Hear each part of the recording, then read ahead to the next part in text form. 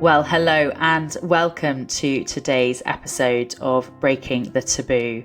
And I'm delighted that on today's show, we're going to look at a really important subject, which is Black maternal health.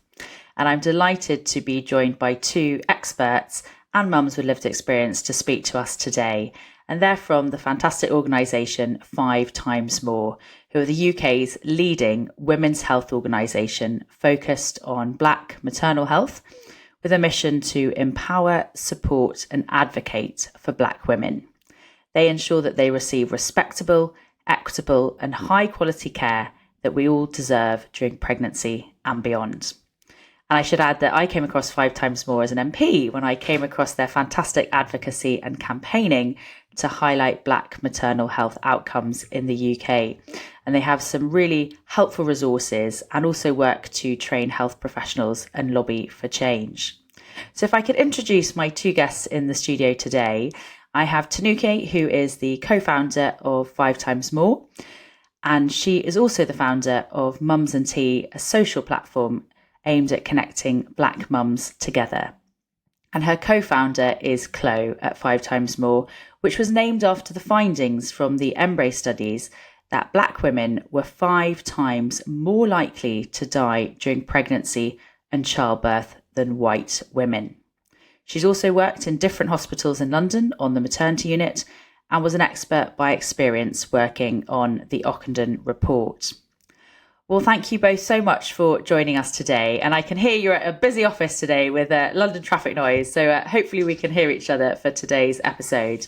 But thank you so much for coming on to speak about this. I first came aware of the very shocking statistics that I just outlined in my introduction when I was in Parliament. And it'd be really interesting to hear from you both a bit more about the data around this. But also I'd love to have a conversation about what we can do to support Black families who are about to give birth or have been through birth trauma.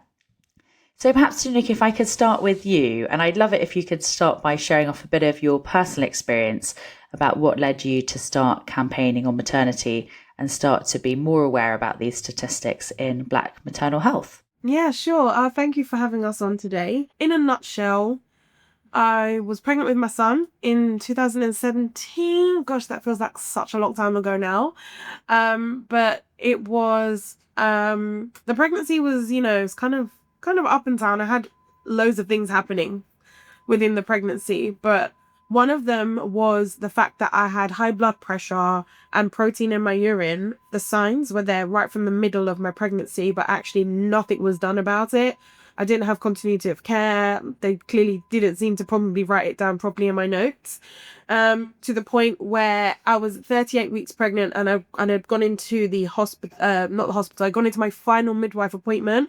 And she took one look at me and was like, you need to go straight to the hospital. Like, I'm not even joking, your blood pressure's through the roof. Don't even go and get your hospital bag. Tell someone to go and get that. Like, go to the hospital. I'm so worried about you.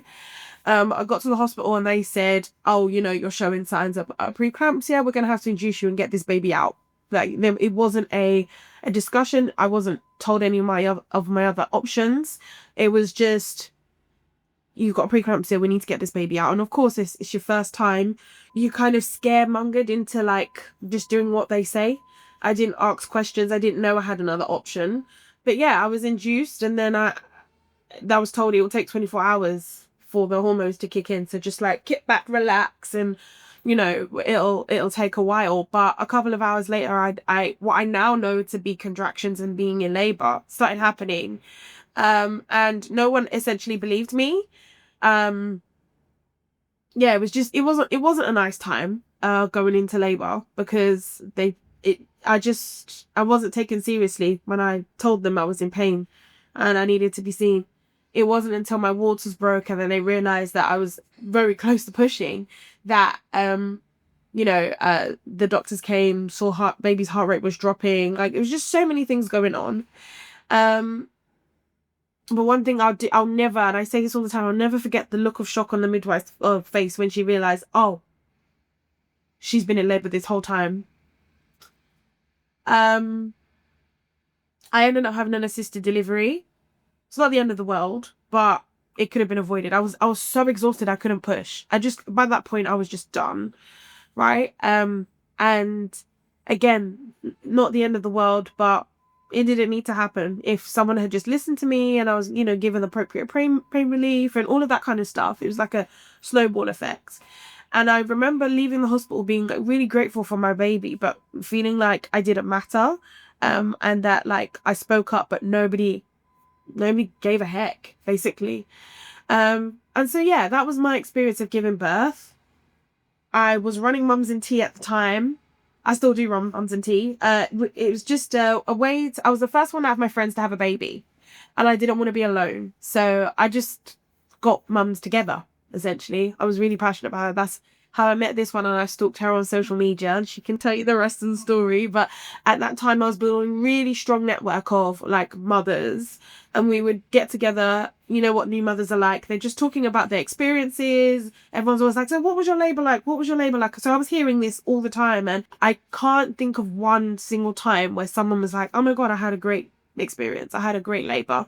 Everything went fine. It was always something traumatic. It was always something, just really scary, like sepsis or like a missed infection or, again, emergency C-section, just not being taken seriously. That recurrent theme of pain not being taken seriously was a really big thing, and I realised something was going on. So yeah, that's how we kind of came about it.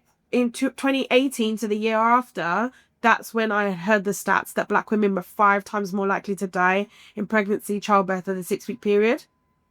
So I was like, oh, well, that figures, I'm not shocked, because of everything I was hearing in my community of like mums and their experiences. So yeah, then the year after I became pregnant with my daughter, and I was like, yeah, this isn't happening. This is not going to happen again. So that's why I'm going to say I stalked her. She's going to say I stalked her. But yeah, I found Chloe on social media as part of like my network. We'd spoken a few times before then, but I was like, hey, why don't we do an event? Like, this is really bad. And I was like, let's meet up. And yeah, I guess the rest is history, but she can take over from what that experience was like. And Chloe, at the time, I think I'm right in saying that you were running an organisation called Disparities, supporting ethnic women during the perinatal stage. So explain what happened when Tinuke reached out to you. Yes, so I actually knew about her because of her organisation called Mums and Tea, and she also used to do mummy boxes. So a wellbeing box. If you're a new mum, she used to do wellbeing boxes for the new mums, which had like so savage. It was really nice things. So I used to support her work from there. So when she contacted me to say, let's have a one-off event. I forgot about that. Yeah, you did. When she contacted me to say, let's have one-off event to raise awareness, I was like, yeah, let's do it. Because I worked in a maternity at the time. She had a mum. We just wanted to raise awareness and let mums know, okay, yes, the statistics are awful, but this is what you can do. And in doing so, 5 X More was actually birthed. So it wasn't supposed to build 5 X More. It was supposed to be a one-off thing, but it happened, and I'm so grateful for it. So the first thing we did was our PSA video. We got a few people to say I am 5 times more and go like this, and then that went viral, and that's how our campaign actually started. And for listeners who are less aware of those statistics, could you just talk a bit about Embrace and why is it, do you think, that Black women do have higher and worse outcomes in maternity care? Okay, so when we started in 2018, the Embrace report. So Embrace, it looks at all the deaths in the UK and morbidities as well in the UK. It comes out every, I was going to say October, sometime it goes November, December.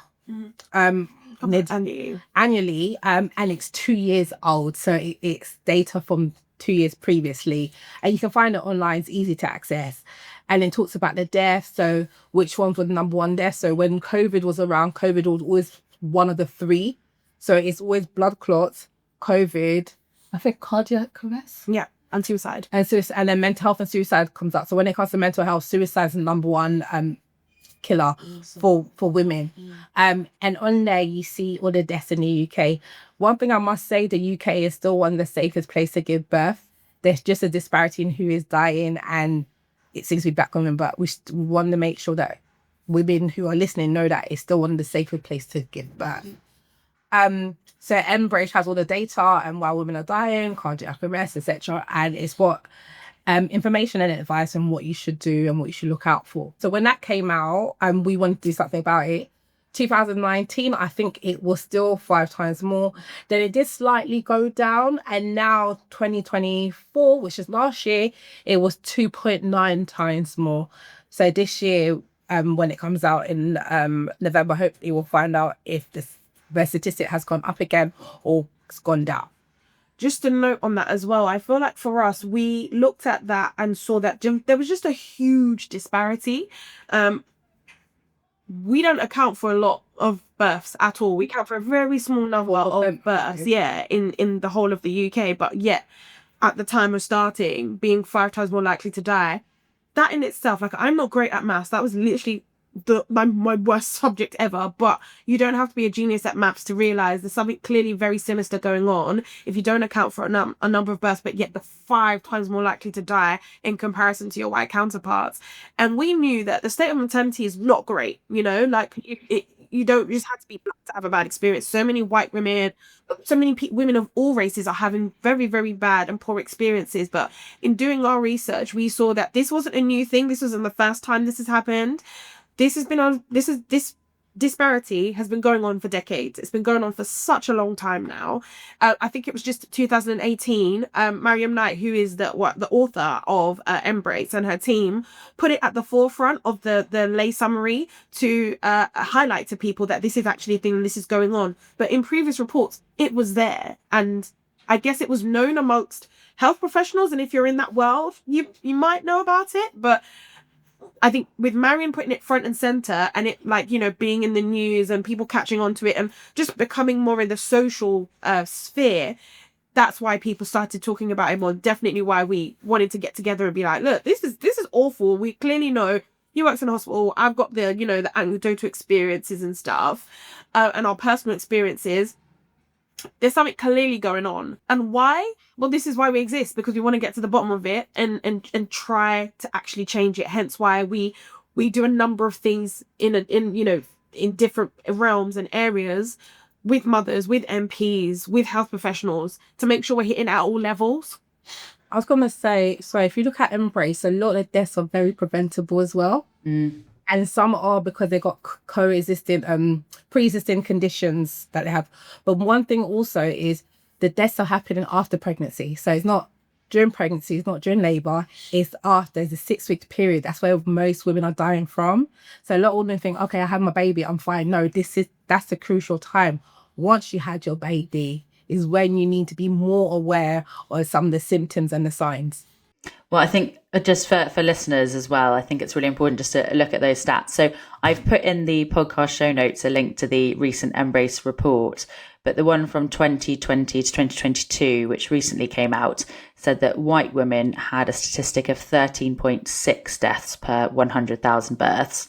But if you compare that with black women, it was 31 for every 100,000. So I think it's really important to have that data. So can I just ask you both then, you just mentioned there, Chloe, about the really important first couple of weeks post-birth.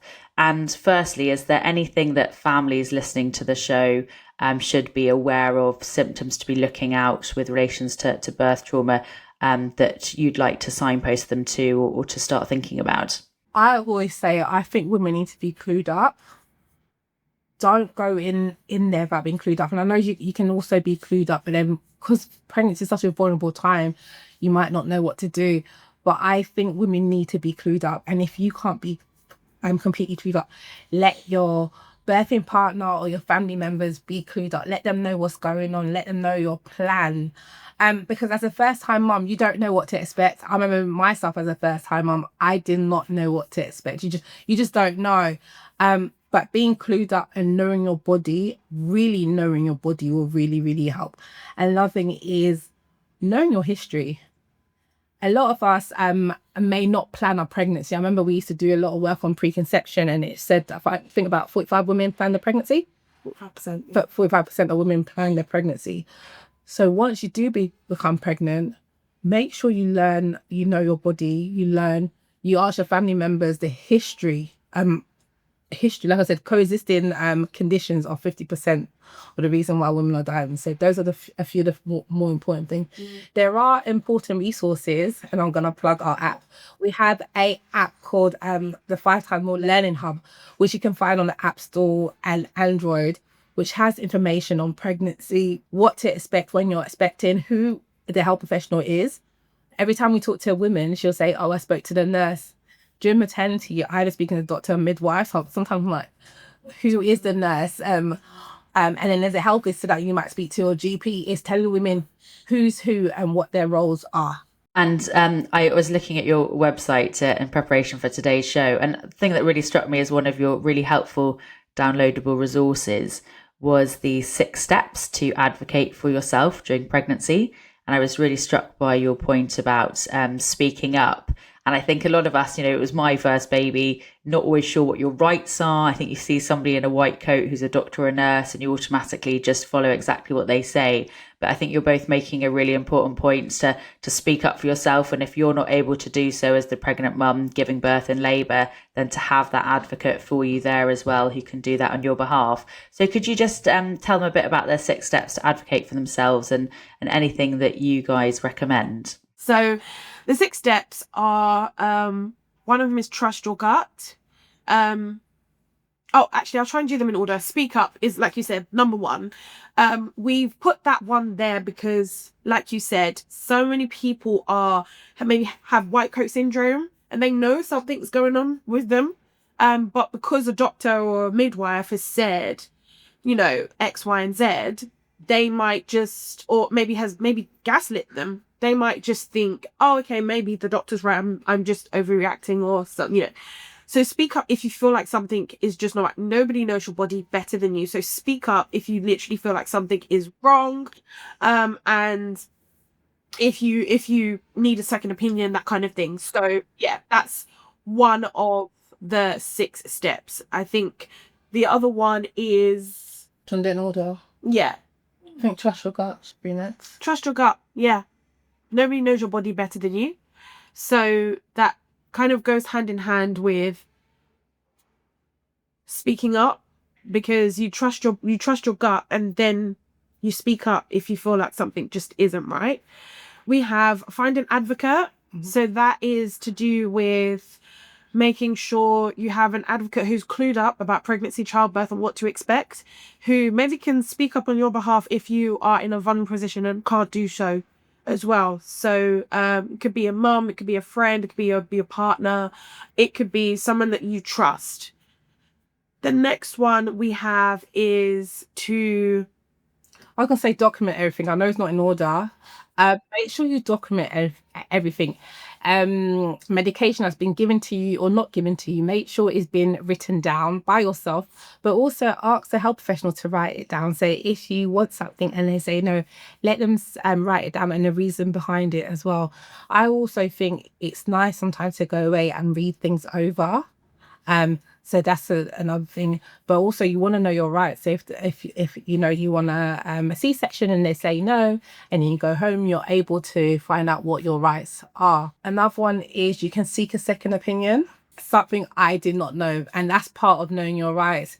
If the health professional doesn't want to offer you any support, you can always ask for a different health professional. I know sometimes we don't want to be blacklisted and feel like if we ask for a different health professional or somebody else will be difficult, but we're not.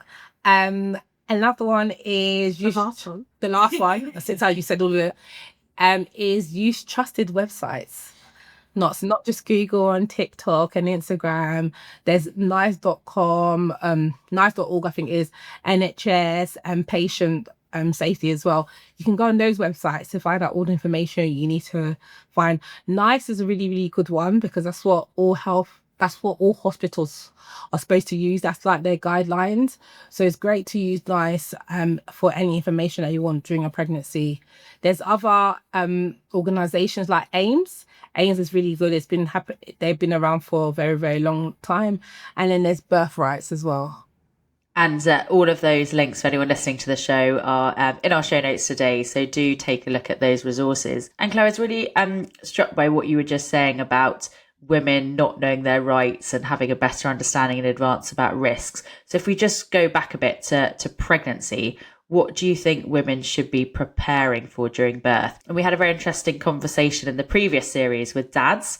And we had a special episode where they talked a bit about birth plans and how the dad should be a bit more involved. Do you have any advice for Black women as well who are pregnant on what they should be thinking about during those sort of last few weeks? Definitely a birth plan. I won't say I had a birth plan. I didn't know what my options were. So I remember the midwife saying, where would you like to give birth? And I was like, hospital, where else? Thinking, you only give birth in a hospital. I didn't know there's such thing as home birth. I didn't know there was a pool birth. I just thought you just go to hospital and give birth. I didn't know there was even a birth centre at the hospital for births that are not high risk. So I think making sure you know the type of births and the type of birth that you want and the type of birth that you're able to have. Because if you are high risk, there's certain births that you can't have.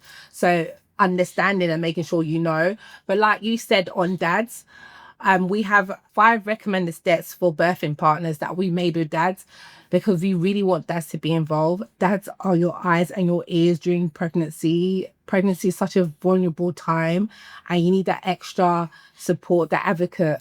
But generally for women, I say know the types of births you're allowed to have. Don't just go in there thinking there's only one type of birth or, listening to what one of your friends have said and said, okay, this is the way I should do it. Making sure that you know what's right for you. Yeah. And just to add to that, actually, we've done loads of surveys and things over the years to find out about Black women's experiences. And one of the things that comes up all the time is that they don't actually know what their options are, so they can't make informed decisions. So it does, following on from what you said, is making sure you know exactly what is out there so you can make the best decision for yourself and make informed decisions. So like in my case, I wasn't entirely sure about an induction. I felt almost coerced to just have it without the risks being explained to me or without understanding what that could be for myself. I feel like maybe if I had have known, I could have potentially made a different decision. Who knows? But you need to know, what are the potential outcomes that can happen, and that should kind of be in your birth plan as well. What could potentially happen, and how can I make sure that I'm as informed about this as possible so I can make a great decision. Be flexible with your birth plan as well. Make sure you're flexible. I think a lot of us are not flexible. I was supposed to have a vaginal delivery. I had a forceps delivery with my second son. I wasn't expecting it. I didn't even know what a forceps delivery was. It was such a scary process. I think if I knew what it was, it'd be great. But sometimes we're like, okay, I'm going to have a pool birth and that's it. We don't prepare for other things. So making sure if birth plan A doesn't go right, you've got a B and a C. Well, I totally agree with that. And for anyone who's read my book, I think I talked about almost throwing my birth plan out the window because everything I'd written in it ended up being the opposite. So I do think that's a really important point. And for anyone listening to the show who is pregnant, you may not be aware that you can also ask for a tour of your local maternity unit. So I had a tour in my hospital of the midwifery and birthing centre. I also got to see where the labour ward was. And I think it just slightly helps to put your mind at ease to kind of have a sense of the space where you might be and what the different options are. So that's really good advice. And you also talked there about knowing a bit more as a pregnant mum, but I think we also have such a focus on pregnancy that I don't think we educate women enough about post-birth, particularly on mental and physical health and recovery that they might need post having their baby. So could we talk a bit about the challenges that Black mums might face post-delivery, particularly with mental health support? And is there anything that you recommend for anyone seeking psychological help? We've seen through some past data that the prevalence of mental health issues is higher in Black mothers. But I don't think we're necessarily seeking the right support for it because a number of different reasons. Breaking the taboos is one of them. That might be something we just don't discuss culturally. Religion plays a part. You know, sometimes you just leave the hospital and think, well, thank God I've had my baby. I'm just going to get on with it. And without realizing there are things like baby blues, postnatal depression, postnatal anxiety, intrusive thoughts, all of these things that can happen. Your hormones are so out of whack and all over the place that you don't realize if it's not been explained to you. You might just think, right, it's just me, I'm just going through it, maybe I just need to pray and I'll be fine. Or maybe you do go to seek help and you don't necessarily get it because we come across as a strong Black woman, a lot of stereotypes there. So there's a lot of different things that are going on postpartum, especially for women who look like me. I was going to add, there's a lack of awareness. I think we just don't know. I don't think it's spoken about enough. If you're in the maternity world, you know about all of this. But if you're not, I'm just thinking about my own two experiences. I don't know about you. I don't ever remembering accessing any support. And I remember the midwife and the GP and the health visitor saying, "Are you okay?" And I said yes, because you're only asking me if you're okay. The questions weren't deep enough for me to even open up. But imagine seeing different health professionals every time you go for an appointment. I'm never going to open up. And then the appointments feel so rushed. And then postnatally, it's about your child. Let's be honest, when the health visitor comes to your house, are you okay, mum? Yeah. How's the child feeding? How's the child sleeping? Are you doing this? Are you doing that? It's never about you. So any emotion, any feelings you have, it's not about you. But even now as women, we invest in everybody else but ourselves. So during pregnancy, with a newborn, we're still not going to invest in ourselves. There needs to be more awareness. And then the lack of us speaking to each other. So if Tinuke gives birth and I feel like she's doing great, and then I'm just going to think it's a me problems. I'm going to feel like I'm just doing it wrong. If she's doing it great, why am I struggling? So we start comparing ourselves to what we see to what people show us on the outside, but we don't know what's going on deep down. So I do think we need to start talking more and being really honest with our thoughts. I'm happy that there's some sort of awareness now, or talking now, but I do think we need to do it a bit more, because we're making it look easy. Let's be honest. A lot of people making it very easy. I remember during my pregnancy, and I was like, okay, I have to go back to work. I have to do this. I went back to work and I went back to uni. And I was like, I'm going to do this because I thought that's what everyone did. They had their baby and just got on with it because that's what I saw. I so agree with everything you're saying. And the exact reason we set up this podcast was to break the taboo by speaking about it. Because I think you're so right, Chloe. I mean, we tend to, I think, look after the pregnant mum in society and then the newborn baby. And I think we tend to forget that there's, a second patient post-birth and that's the mum. And she needs to have help and support too. And one of the big things that I campaigned on as a then MP was exactly your point about the GP appointment. I think I remember my entire appointment was about 15 minutes and the entire appointment was about my daughter, who was absolutely fine. And it was me who'd had the traumatic birth. And I think there was a one word sort of question at the end saying, do you have postnatal depression? Yes or no? And by the way, you have 1 minute left to answer the question. And I just think that's crazy. So I'm so pleased that the government is changing that as a result of my campaign and introducing a question now about mum's physical and mental health in addition to the baby, because it's so important that we do ask you. But I think you're making a really important point as well about the kind of stigma and shame, particularly around mental health, that people feel that they can't ask. So if anyone's listening today who thinks that they need help, but they don't feel confident to pick up the phone or to ask, what would you like to say to them? I just want them to know it's normal. It's normal. We are all going through it. During pregnancy and after, we have to remember during pregnancy as well, you might have the intrusive thought. Tocophobia is a real thing, to feel giving birth. We met a woman, actually I met a woman the other day, and she was like, please don't think I'm silly, but I'm scared to give birth. And I was like, there's actually something called tocophobia and women who fear giving birth. So just speak up and talk to someone. You'd be surprised to know that we're all going through it and have gone through it. I guess for me, it would be, especially for women in our community. I'm not saying everybody's religious, but quite a few people in our community maybe. And there might just be this pressure to, oh, do you know what, just pray. Maybe you're not praying enough or something like that. Or family members being like, oh, you're not the first, everybody's given birth before you and they've been fine. And so there's that like extra added pressure that, oh gosh, maybe I just need to pray. Maybe I just, I'm not as strong as my mum. I need to just be stronger. And that's not okay. It's okay to actually say, do you know what? Yeah, I can pray, but I can also still get help too. Like the two don't have to be separate. Like you can do both. So yeah, it would be to like, speak up and have that confidence, like Chloe said, to just admit that actually I don't think I'm okay, and seeing where that can take you is a level of vulnerability that maybe you haven't experienced before. I was going to say, don't dismiss your feelings. Yeah, but don't dismiss them, because it can have a really hard knock-on effect for the rest of your time. Another one is, as much as I don't really like AI, there are some AI apps that can help if you have no one to speak to, or you're too embarrassed to speak to someone. There are some AI apps that can help you if you just say how you feel, and they can be like, okay, this is how you feel, this is where you should seek support.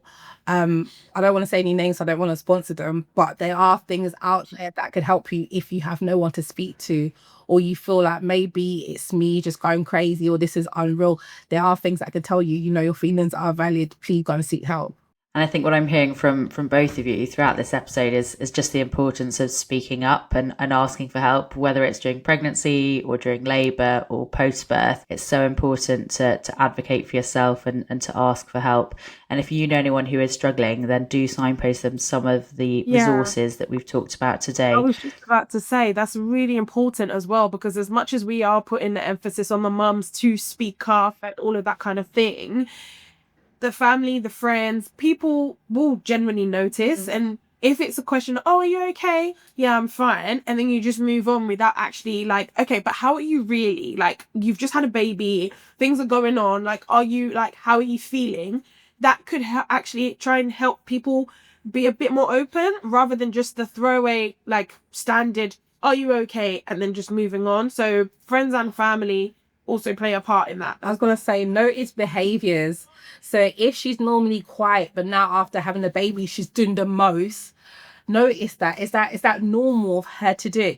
Or is she normally loud and she's quiet? I know a lot of people, when it comes to mental health, we kind of mask it by being too present, by always smiling, by being that go-getter. You just had a baby and you're going shopping, you're doing this, you're doing that.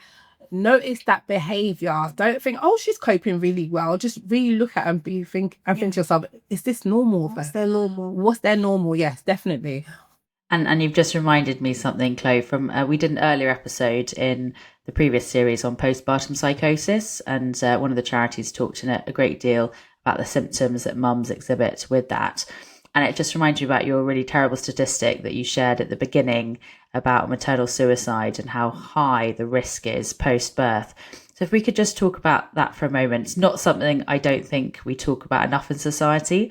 And it's one of the most shocking statistics that I heard during the birth trauma inquiry in Parliament. So looking after mums' mental health is incredibly important post-birth to reduce suicide rates.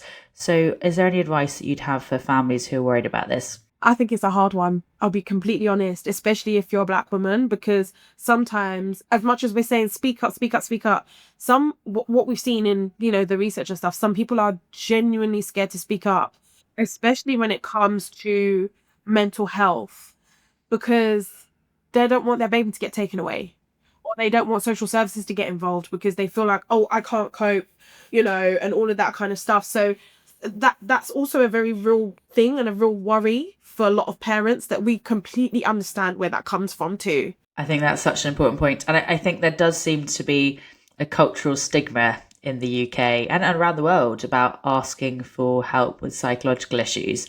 But I do think it's really important that mums get treated early on. And if I could just share a story from Stafford, we have a mother and baby unit in my former constituency.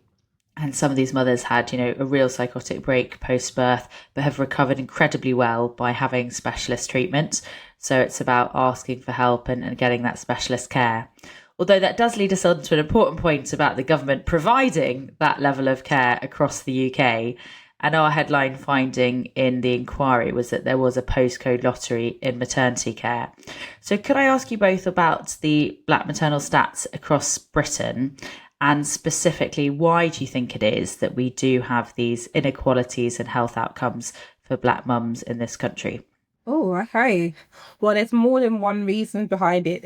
There's so many. I'll say a few, and I think we can go back and forth on them. The main one is, for me, I think the stereotypes when it comes to Black women being able to handle pain. There's that book that was published in, is it 2015? A nursing textbook, yeah. A nursing textbook, which was published in 2015. 2012, sorry. And it told you how to administer pain depending on ethnicity. And when it talked about Black people, it talked about Black people can handle pain more. Now, that book was taken off in 2017. That was less than 10 years ago. It was a big report on BBC, but that's a nursing book that people were using. There was another report that was done in 2019, I would say. Half of white medical students and doctors believe that Black people felt less pain. And they were less likely to administer pain relief because of that. Can you imagine? So these are some of the stereotypes that we face. I also think there's loads of barriers when it comes to us being informed. A lot of the time it's, well, they're from a low economic background, so they don't know what to do, how to do it. I remember when I used to work in maternity, some of the things I will hear is, Black people have smaller houses, so they're not gonna want to have a home birth. Asian people have loads of their extended family in their house, so they can't have the home birth because their house is really full up, and that's not how it can't work that way. So I think for me, it's loads of these stereotypes and these myths that is this within culture, and the stereotypes that people have of us doesn't help us at all. Another one is the system doesn't work for us. So if I have a injury, or if I think I have a rash and I call 111 or go and see my GP and they ask me something like, is it red? I don't go red. Or you turn it blue. Are the lips purple? It doesn't happen. So if I say no, you're going to say I'm fine, but I'm not fine. My friend's daughter nearly died because they asked her, the lips were turning blue, and it just didn't turn blue. And luckily enough, she brought her daughter to A&E because she was like, I'm just going to bring her to A&E. She's just not breathing. But if she didn't, her daughter would have been dead. And so the system needs to work for us. You can go back to diabetes, the type of food that we eat. So they will say to us, oh, don't eat this type of food. We're not eating that type of food. What about the food that we are eating? So culturally, the system doesn't work for us. It's not culturally sensitive. It's not culturally sensitive at all. Yeah. We spoke about all of these things in our TED Talk, actually. Yeah. There's so many different examples. And a quick cheeky plug, if you haven't watched our TED Talk, we gave one in January, which is amazing. It's on the website. I'm sure we can link that too. But all of these examples you've given are exactly right. And another one, just to flag, is that stereotype of, oh, this happens because they're from a low socioeconomic background and because they're all poor and, whatever. Which, even if that was the case, is no excuse, because if that's why this is happening, there should be targeted interventions to make sure that that doesn't happen. But we found from our research, so we did the Black Maternity Experiences report in 2022. 21 was survey, 22 was a launch. Yeah, we launched our report in 2022, and we're launching another one in the next few months. We found that despite all of the stereotypes, Black women that filled out our survey were above the national average, were degree level educated and more, and were actually in relationships, because it's this stereotype, oh, they're single mothers. It's not always the case. They're young. And we found that despite all of that, Black women are still having very, very bad experiences. So we wanted to uncover what was going on behind the stats, what the people that live to tell the tale, what's going on with them. And you find so many terrible assumptions, attitudes, knowledges from the health professionals, despite the fact that people are well educated, are in a position to, speak up and speak out for themselves. That's why we have all of these other measures, because some people actually do feel confident to speak up, but they're shut down. So what are some other things they can do? That's why we have so many steps. That's why, we have so many resources, because it's just a myriad of reasons, and it can become, quite overwhelming. But this is why we exist, because we want to tackle it. I think that's a really good time to ask you both my question that I ask every podcast guest, which is, if the Prime Minister or Health Secretary was listening to today's show, what would be the number one policy change or thing that you'd like government to do to reduce these terrible statistics in Black maternal health and improve maternity care? Go be yours. You're taking your time on the target because the current government said that they were going to put a target to Black women dying, and we're still waiting to hear concrete evidence on what they're going to do and what those steps are going to be. They've been in power for quite a long time at this point. We had a debate for our awareness week just back in, was it May? Yeah, April. And again, it's, they're not quite answering the question. We don't still have a date. We still don't have concrete numbers. We don't know what's going on with that. And it feels just like, is this important to you? Is this part of your agenda still? Is this something you want to do? And if so, why is it taking so long in comparison to all the other things that, you said you were going to do? So it would be to maybe, do what you said you're going to do in a timely manner. Bit cheeky, but Oh no, I don't know what mine will be. Yeah, I just think they just need to take women's health seriously. I don't know what policy that would be. I don't think they take women's health seriously at all. So not even not even the maternity. I just don't think they take women's health seriously. And to think that women bring life to the world and you're not taking anything to do with us seriously. So it will be a policy around there, but I can't even pick which one because there's too many. But possibly it will be around, there needs to be more time when it comes to maternity appointments. It's just too rushed. You don't feel that connection. You can't, by the time you sit down, you're getting back up. It's just so rushed. I don't know what kind of policy that could be, but 15 minutes is just not good enough. Well, I very much agree with everything you guys have just said. And your point there, Chloe, about women's health. I mean, I remember when I was a politician, I was amazed to discover it was only in 2022 that we had the very first women's health strategy ever published by a government. And I just assumed it had been an annual report and was amazed to discover it was the very first time that there'd been a dedicated strategy. And I think it goes to the heart of kind of why Parliament also needs to modernise, to have, more women, people like myself who'd had a young baby, so that we start talking about these issues in the chamber of the House of Commons, because it does have such an impact on our democracy.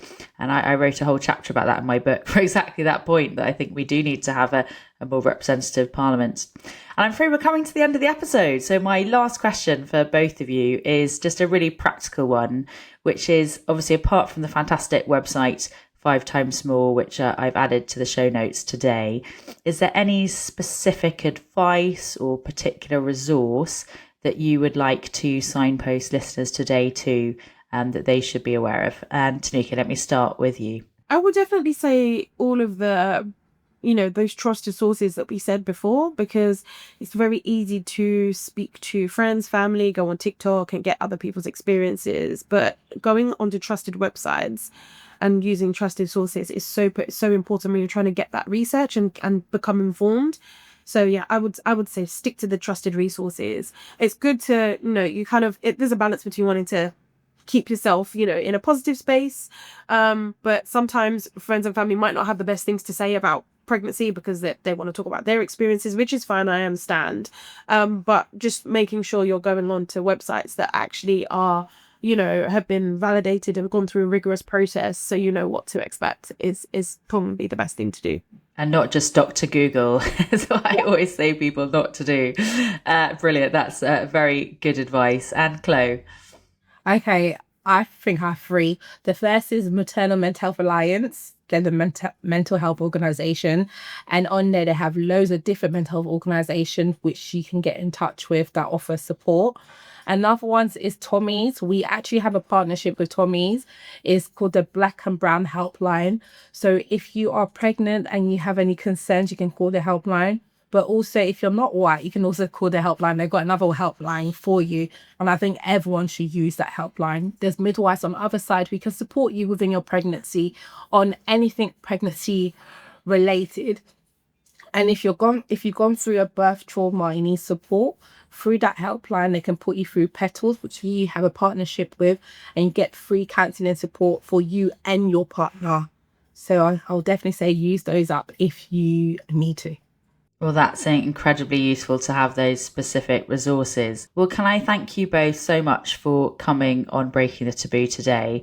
And it was so powerful to hear about the incredibly useful advice that you had for families listening to the show, but also to talk a bit about the data that's out there on Black maternal health and to really challenge the government, I think, to do something about it. So let's hope that the Prime Minister and Number 10 are listening to today's show and are going to take some action on improving maternity care. And if you've been enjoying Breaking the Taboo, then please do rate us on Spotify or iTunes.